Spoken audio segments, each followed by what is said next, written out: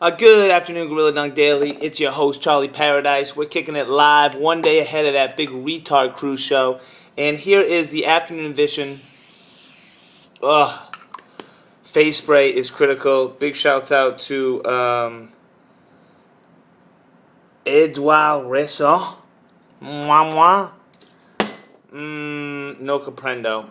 I want to kick it first to Whitney Houston. Passing of an icon, got me through junior high, mentioned it before. And this whole notion, what happened to Whitney? America's princess, figure skaters love to skate to Whitney. One moment in time, and we could go on and on with the hits. And how did America's princess in real time, Britney, all these other wannabes wore trash on the side of the street in the BFI motherfucking dumpster, compared to Whitney and what she brought to the table with her hits and just, outside, out of the world voice like we've never heard before. So I really, this idea of Bobby and not being allowed to the funeral, which has a lot of merit, this whole keeping it real thing kind of got out of control. Excuse me.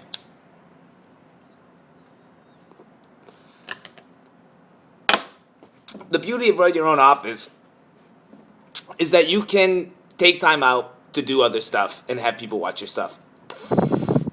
But very briefly, with Whitney and Bobby, keeping it real, Whitney, there was this idea, because she blew up so much and crossed over to such a universal degree, and I mean, like, the universe, that she sold out, and that she wasn't black enough, and that she wasn't soulful enough, and she wasn't the heart of the city. And, she was this crossover, classic sellout, where the black community almost turned their back on her. And so how did she deal with that? She got down with Bobby, the train wreck from Roxbury. We love Mr. Telephone Man. He was retarded for years, as he got 35, 45, those years where he really knocked Whitney down and brought her on that same kind of dark path that he went down. But, Whitney, just to be clear on vinyl, grew up in East Orange, no fucking picnic.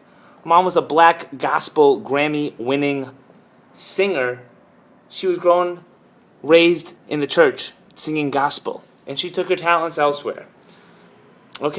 Gospel, black, East Orange. Whitney was black, Don't pretzel it up and scramble it up in your noodle here that Whitney was, grew up in Beverly Hills 90210, and Clive Davis saw her at the Regent Beverly Hills shopping mall, buying $1,000 designer jeans. That's not how it went down. Bobby got in there, and Whitney is just like Allen Iverson with the entourage. She was feeding. Bobby's got 5 other kids. 5. Who knows how many different women? It's probably 5 for 5, 30 for 30.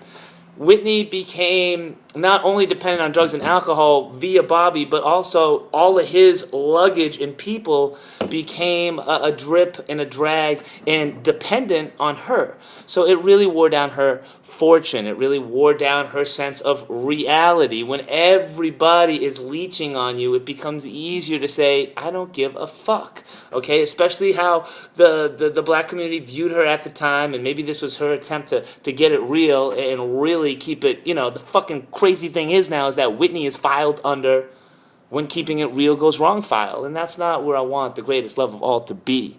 And she will always love crack. What the fuck? Bodyguard fucked me up. So, that's it. Her funeral. Bobby, I don't know if you should go. Maybe you should just go make a separate statement from a church in Boston or something like that. Send a telegram, Tribe Called Quest tip. But this is Wednesday. I got to get back to the writing, Market's closing in about an hour, so we got to see if this euro is going to get a little more of a drop. And, 4 minutes long, I'm out. King Kong, Charlie P, stay black.